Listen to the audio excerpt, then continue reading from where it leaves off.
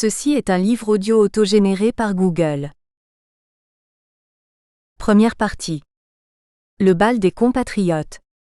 L'ivresse patriotique qui s'est emparée de la tête de l'État dès l'aube des indépendances, aura à notre sens, été le jalon premier de l'actuelle impasse sociopolitique et culturelle du Tchad. Car l'on a beau être patriote convaincu, beau adorer sa terre-mère, il n'en demeure pas moins que l'on a nécessairement besoin de clairvoyance et de lucidité, au risque de se constituer prisonnier de sa propre passion et de se cloîtrer dans le dogme d'un acharnement intransigeant et aveugle. Il n'est absolument rien de si authentique à clamer aujourd'hui que la colonisation est une résultante des incommensurables bavures de la raison humaine, moesse par nos égoïstes ambitions et qui s'identifie suffisamment aux honteuses logiques esclavagistes. Vraisemblablement fille de ces logiques, comme elle, la colonisation ne saurait être autrement perçue que comme une agression, un viol de la dignité humaine. Pourtant, la décolonisation constituerait-elle systématiquement la clé de la rédemption et de la liberté ? À cette question nous répondrons sans ambages ni rhétorique, non. Et s'il est clairement entendu que notre propos ici ne sera ni de tenter de réhabiliter la colonisation, ni d'en purifier les évidentes abominations dans le flot d'un discours béatement stoïque, il ne sera pas moins entendu que nous aspirons beaucoup moins à remâcher comme tant d'autres la vieille viande héritée des chantres de l'indépendance et de la colonisation. Qu'est-ce à dire ? Les éternels couples colonisation-décolonisation, dépendance-indépendance, ne portent en réalité leur antinomie que dans le charme de l'antithèse sémantique et demeurent sans accomplissement acquis dans le concret. Ce qui, en deux termes davantage explicites, veut dire qu'au-delà des théories conceptuelles et des bagarres idéologiques, ce sont l'engagement et la responsabilité des hommes et femmes qui leur assignent la condition de liberté ou de soumission.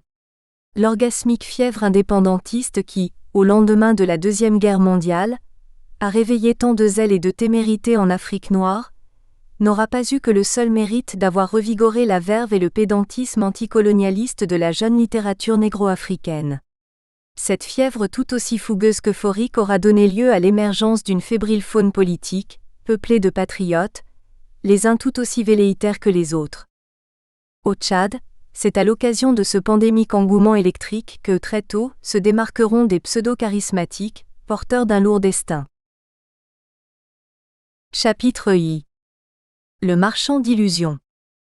Comme dans le processus individuel d'élaboration de la personnalité, où la capacité à réfléchir de manière autonome ne peut être que la conséquence d'un métabolisme d'éducation, de culture et d'expériences diverses, la souveraineté d'un État ne saurait répondre d'une opération fortuite.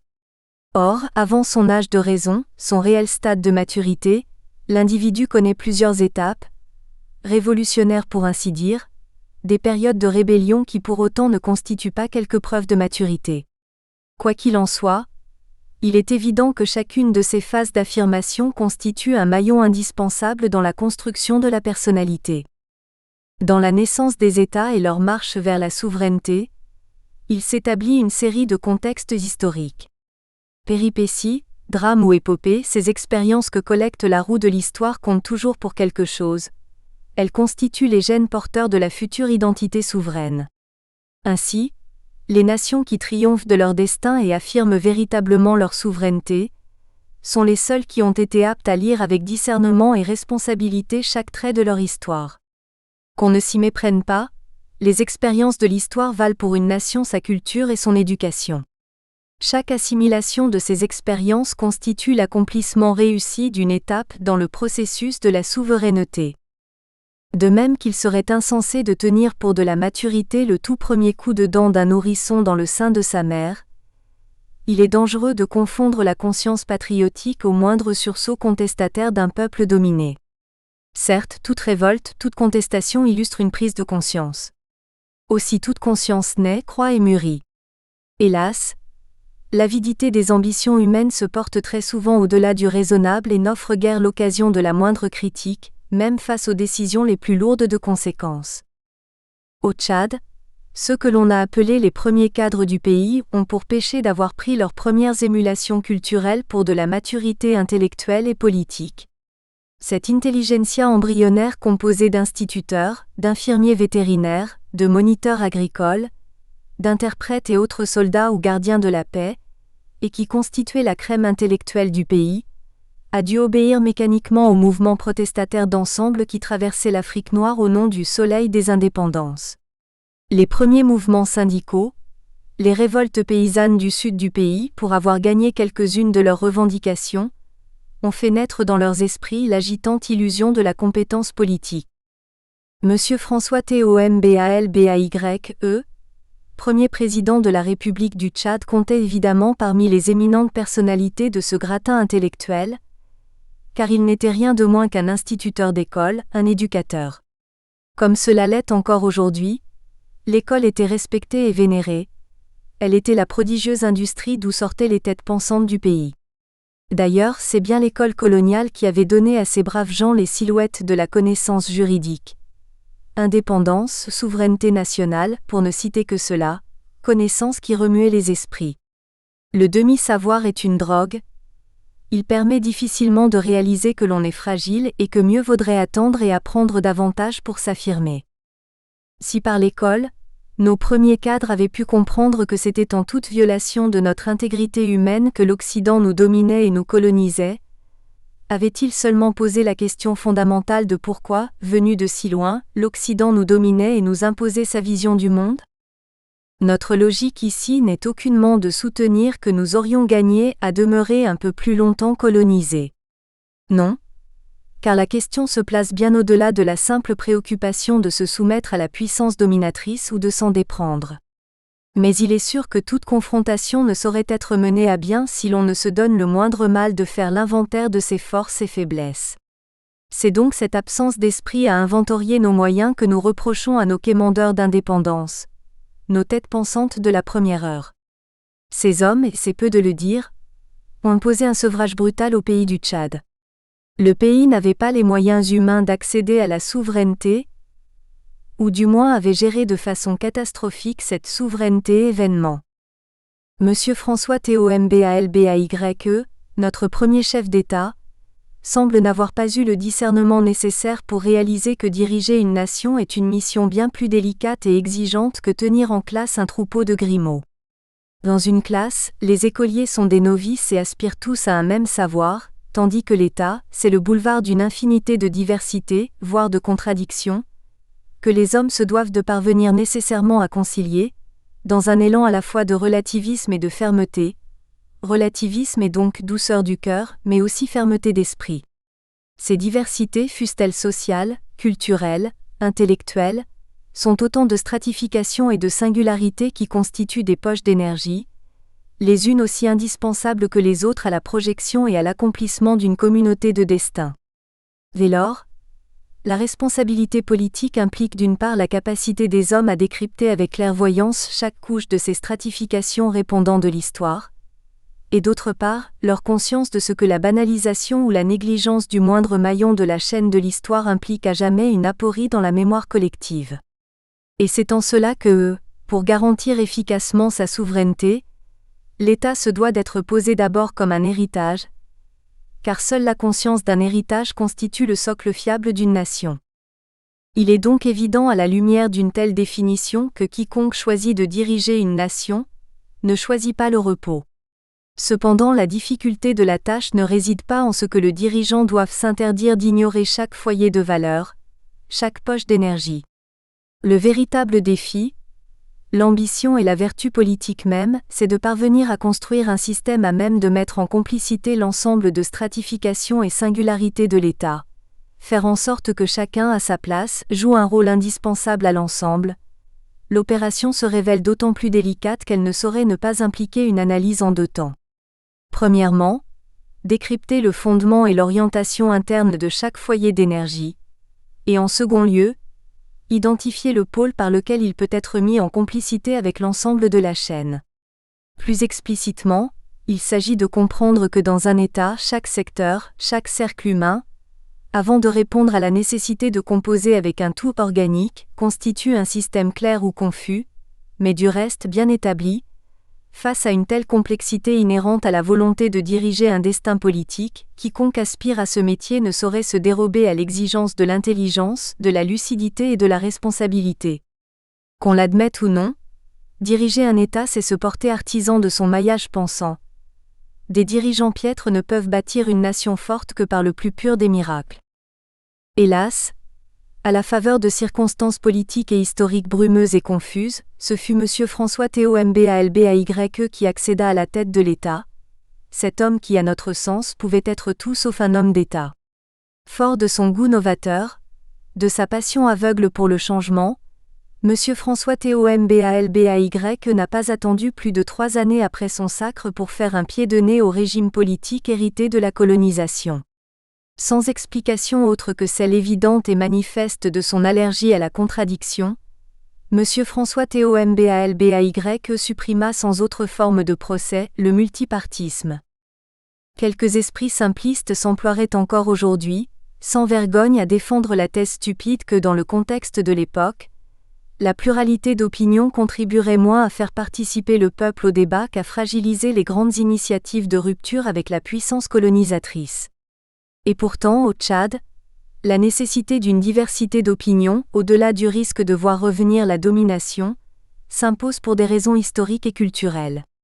Si du nord au sud, au gré du découpage géographique des forces d'occupation occidentales, le pays présente un paysage fort variant allant du désert à la savane en passant par montagnes et autres steppes, ce qu'il est impératif de ne point perdre de vue, c'est la diversité des croyances, mœurs et cultures dont certaines sont d'ailleurs héritées du colonisateur.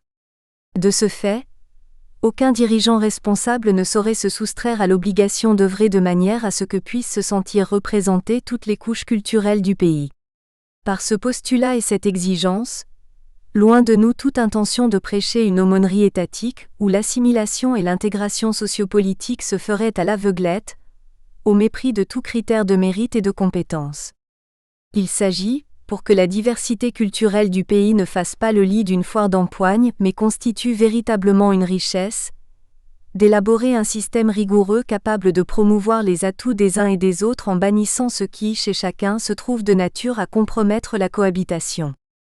En clair, la meilleure manière qui soit de bâtir une jeune nation, c'est d'ériger la crème de tous ses atouts en ciment politique. Les sociétés humaines sont souvent enclines à sublimer leurs valeurs, manifestant ainsi une animosité farouche à toute intrusion, toute tentative de remise en question. C'est pourquoi le réflexe politique devrait consister à demeurer dans un élan interrogateur permanent. Le courage politique, c'est l'aptitude à se placer en pivot au carrefour de toutes les divergences, en s'affranchissant à la fois du nombrilisme et de toute tolérance débonnaire. Le refus d'œuvrer à instituer une homogénéité consistante dans un peuple multiculturel constitue une insulte à l'histoire de ce peuple et ne peut que compromettre l'avènement d'une véritable nation. Cette réalité est, à notre sens, ce qui aura le mieux échappé à la connaissance du premier régime politique tchadien. M. François Théo Mbalbaye, ayons l'honnêteté de le dire, garde tout le mérite de s'être tout de suite convaincu que l'agriculture et l'élevage constituent les deux mamelles économiques primitives du Tchad. La mise en valeur du sorgho, du riz, du blé, du maïs ou de l'arachide, du coton et des autres cultures maraîchères, de la viande bovine et dans une moindre mesure de quelques produits de pêche, fût-elle pour la consommation ou pour la commercialisation, vaut autant une prouesse à mettre sur le crédit et l'actif d'une volonté progressiste. Mais qu'est-ce qu'une économie montante pour un peuple dépossédé de son histoire, un peuple brutalement sevré du destin véritable qu'est le sien? En réalité, le peuple tchadien ne jouissait sous le régime de M. François Théo Mbalbaye que d'un bonheur illusoire, une naïve félicité bâtie sur fond de monumentales erreurs, de balourdises fièrement arborées par le chef comme autant de preuves de quelque charisme visionnaire. Cet état de quiétude ambiguë répondait d'une part d'un sentiment de terreur, et d'autre part, d'une béate mythification de la personne de M. François Théo Mbalbaye. En effet, Monsieur mon Président semble n'avoir pas compris que la naissance de son parti unique proclamé comme parti nationaliste et érigé sur les cendres du multipartisme assassiné, valait aussi le son de trompette annonçant sa fracassante induction dans l'engrenage d'un fatal pétrin politique. Le retour aux sources que prenait Monsieur mon Premier Président, et qui était le point d'orgue de son parti unique, le Mouvement national pour la révolution socioculturelle, MNRSC, ne constitue en soi sans doute pas une tare. Seulement, quel plan politique concret contenait ce slogan? Et même si M. François Tombalbaye, pour faire montre d'exemplarité s'était rebaptisé Ngartatombalbaye prétextant se déprendre d'un certain signe de domination que comportait son prénom français, il n'a jamais exposé la consistance de son projet. Le mot d'ordre du retour aux sources, devise du Mouvement national pour la révolution socioculturelle, ne comporte de beauté et de sens qu'en tant que slogan. Il ne renvoie absolument pas à une quelconque réalité concrète. D'abord, hormis l'école, l'administration et la santé, la colonisation française du Tchad, quoi que l'on puisse en dire, n'a pas introduit un exceptionnel bouleversement culturel. Ainsi, revenir aux sources alors qu'on n'en est point parti, l'ambition ne peut être qu'originale. Ensuite, ce territoire que l'on nomme Tchad avant l'invasion coloniale, était un ensemble d'empires tous distincts, n'ayant en partage au mieux que les échanges commerciaux, et au pire la guerre et les razzias. Dès lors, à quelle source ambitionnait de retourner M. Ngartatombalbaye, si ce n'est aux hostilités d'antan, lorsque l'on est sans ignorer que les frontières géographiques des différents empires ont été aplanies par la domination coloniale et le partage horrible du gâteau africain.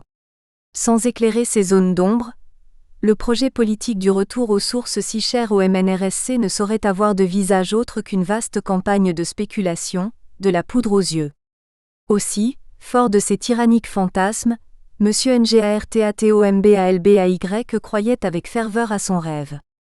Ainsi, pour premier principe, tous les citoyens tchadiens portant les prénoms français furent sommés de les abandonner en vue d'effacer toute empreinte de la récente domination occidentale. Ce premier pas déjà était une fumisterie, car les patronymes occidentaux ne concernaient véritablement que la zone méridionale du pays. Au nord, à l'occasion des campagnes de l'islam au cours des siècles précédents, c'est davantage la culture arabo-musulmane qui a droit de citer. Cependant, les patronymes arabes qui n'étaient pas moins la conséquence d'une influence étrangère, n'avaient pas fait l'objet de retouches. Est-ce par ignorance de notre histoire? Est-ce par indifférence à la partie nord du pays? M. Tombalbaye lui-même étant originaire du Sud, il ne nous appartient pas de jeter le moindre anathème, notre projet étant simplement celui d'une analyse. En deuxième règle, Son Excellence M. François Tombalbaye entreprit d'instituer et d'imposer à l'ensemble du peuple tchadien la pratique du yondo. Il s'agit d'un rituel initiatique masculin propre à quelques tribus du sud du pays, et dont l'objectif serait d'enseigner le courage, l'endurance, la dignité et le sens du secret. Pour Son Excellence Monsieur mon Premier Président, il s'agit là d'une valeur à même de faire partager à tous la même culture du secret, afin que tous comprennent la nécessité de bâtir une société codée et impénétrable par d'éventuels intrus. Était-ce une mesure assez consistante, assez dynamique pour incarner le socle de quelque patriotisme? Difficile de le savoir, nous y reviendrons. En troisième lieu, le régime de M. Ngartatombalbaye, afin de rentabiliser les espaces cultivables du pays et de relever le défi d'une certaine autosuffisance alimentaire, s'était donné les moyens d'aménager des espaces agricoles où même les fonctionnaires et autres bureaucrates, souvent avec leurs familles, étaient tenus de travailler toutes les fins de semaine, cela bien entendu pendant les saisons pluvieuses. Était-ce une entreprise consciente? Là encore, difficile de se prononcer. À bien y réfléchir, dans le contexte de l'ambition qui était celle de Son Excellence Monsieur mon Premier Président, à savoir le retour aux sources, ces trois idées directrices ne relèvent pour l'essentiel ni plus, ni moins que d'une fébrile gesticulation politique. La première idée d'abandon des patronymes français, au-delà même de sa partialité excluant les populations non originaires du sud du pays, ne vaut qu'un coup d'épée dans l'eau, dans l'optique d'une révolution sociale et culturelle prônée. Car tout d'abord, il serait absolument débile et superstitieux de soupçonner quelque rapport de causalité que ce soit entre conduite sociale et patronyme. Tenez, suffirait-il de baptiser aujourd'hui un bébé pygmée GALILEE ou COPPERNIC pour que sa société restée traditionnelle amorce à son tour les révolutions galiléennes et coperniciennes? Enfin, si l'on peut s'obstiner à spéculer sur ce que les patronymes font partie intégrante de l'identité des personnes, il n'en demeure pas moins que de tout temps les populations tchadiennes ne portent d'occidental que leur prénom. Le nom de famille restant celui du terroir, il serait à notre sens difficilement contestable que ces personnes ne renient en rien leur identité. Au Tchad, ce pays nôtre, à l'instar de nombreux pays africains, la légende veut que le nom que l'on porte constitue toujours soit une malédiction, soit une bénédiction. Néanmoins, il ne s'agit là que de pensées analysant les interprétations intentionnelles de nos sociétés. En des termes plus clairs, le nom dont on décide de baptiser son enfant est toujours porteur d'une nostalgie, d'un souhait, d'une émotion et d'une croyance. Mais qu'une telle réalité soit pétrie hyperbole au point de tenir lieu de pilier dans un projet révolutionnaire politique, nous ne pouvons pas ne pas nous convaincre que M. Ngartatombalbay se soit laissé fasciner par une pure et naïve acrobatie intellectuelle fantastique.